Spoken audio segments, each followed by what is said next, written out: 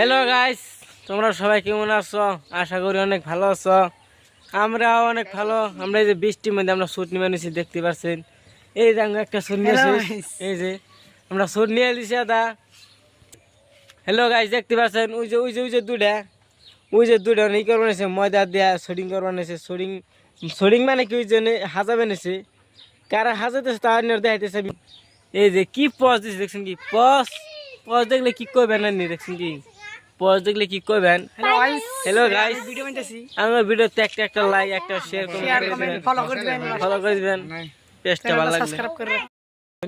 এই কি সুন্দর করে ময়দা দিয়ে মাহা বানিয়েছে, দেখতে পাচ্ছেন।